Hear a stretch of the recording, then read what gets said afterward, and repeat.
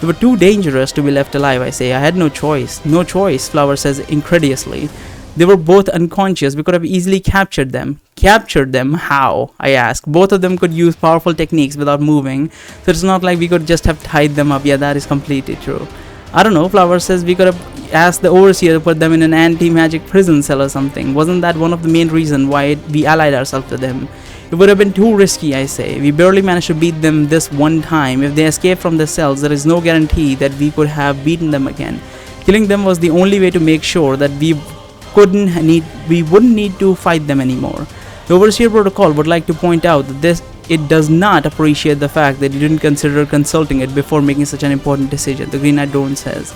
The King of the Underground and Peter could have both been used as valuable hostages if they were to be kept alive. Please refrain from taking such rash actions in the future. If you do not want to put any more unnecessary strain on an already fragile alliance, duly noted, I tell the Overseer.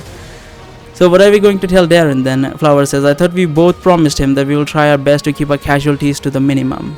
I'll tell him that there was no way to avoid killing them and they died in battle. Nah, I'll tell him the truth. I'll tell him the truth.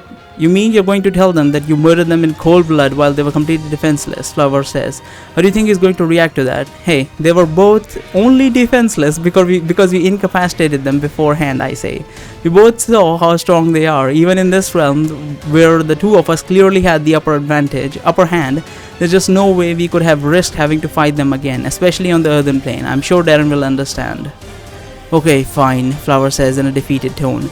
I don't want to argue with you about this anymore. I've had enough arguments with Petal in similar situations to know that there is no use trying to change your mind if that is truly your perspective in life. It's just that she pauses. Never mind, she says.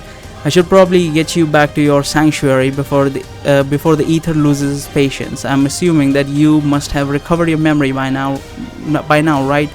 You know which way we need to go. Yeah, I say. I think I do actually, but I'm not completely sure if it's the right place. Memories from inside of my own mind in the ethereal plague are still a little vague, but from what I can tell, it looks very different from the place in which we live. Very different place from the very different from the place in which you live in Illuna.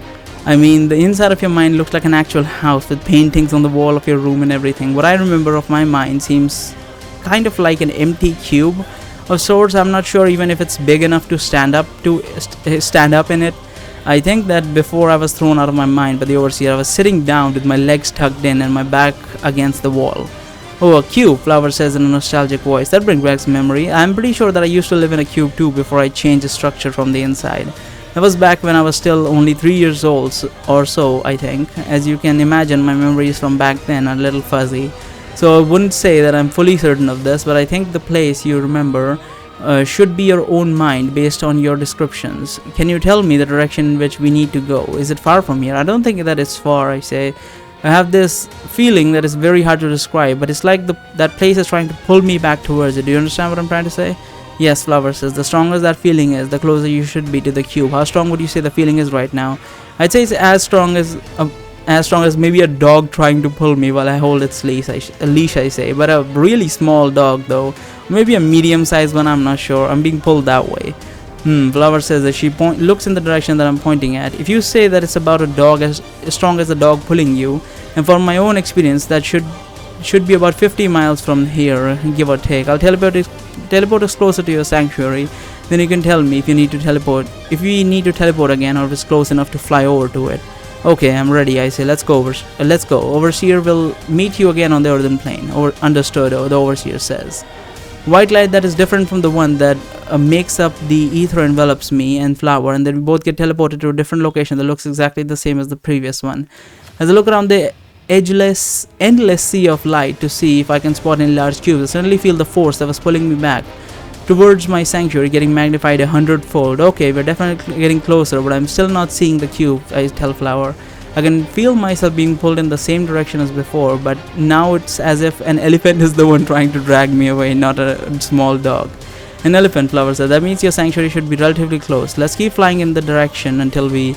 As Flower is talking, her voice is getting gradually drowned out by millions of voices that are flooding my mind, along with rapidly changing images that are flashing in front of my eyes. At too high of a speed for me to be able to tell what they're about. The voices are all overlapping and they're mostly using different words to say the same thing. Get out, you do not belong here, leave this place. I try to cover my ears, but it doesn't have any effect. The voices are all coming from inside my head, and they're all getting louder. And after 15 more seconds of this, the images stop flashing, and my consciousness begins to drift in and out between the earthen and ethereal plane. Again, as I am still struggling to regain my composure, the voices all stop at the same time. All except once, the voice that I'd heard while we were still fighting Peter and the King of the Underground. You had been warned, the voice tells me simply, and then my consciousness flips back and forth between both planes of existence for 1,000 times in a second, while it feels like my soul is being ripped by force from my body. It's getting cold, so very cold. My thoughts are all a jumble. An extreme fatigue is now taking over me, as if it feels like the very essence of my being is slowly fading away, along with my imagined body from the ethereal plane, which is becoming more transparent with each passing moment. Barry, I hear Flower's voice as if it were some distant memory. Barry, look into my eyes. Look at me, Barry.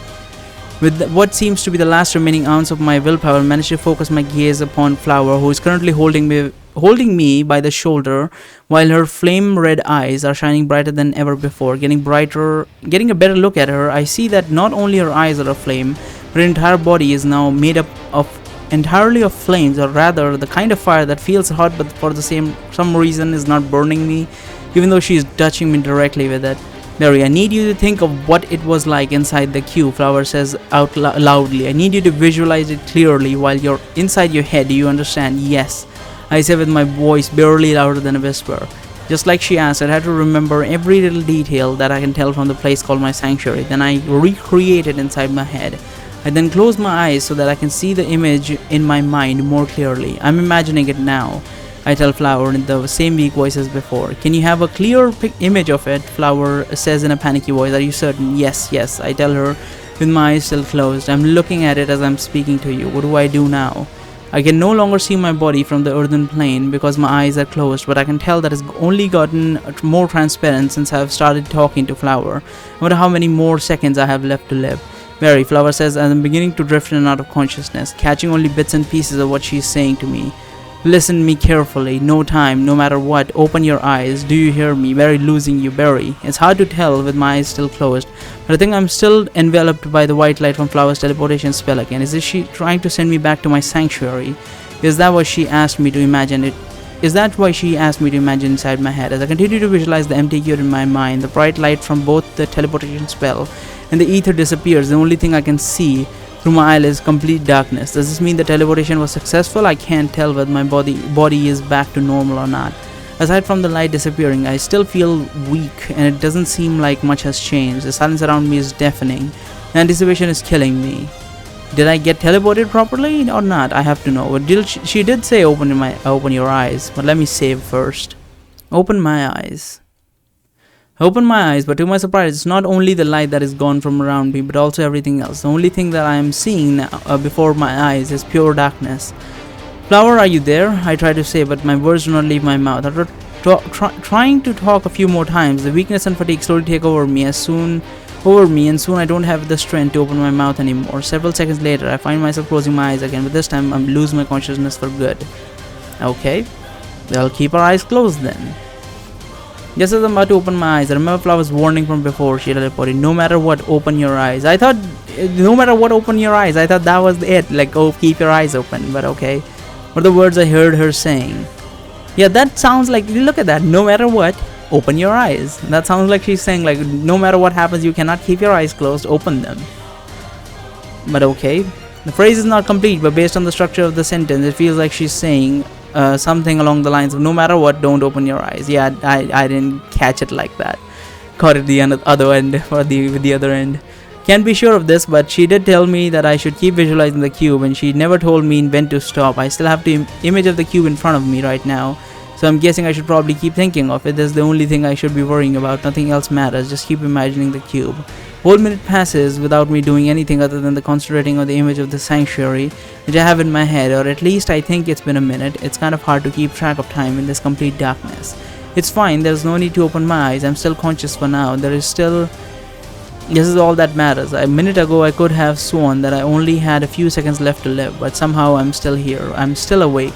Whatever Flower did, it must have had at least some positive effect, or else I wouldn't be alive.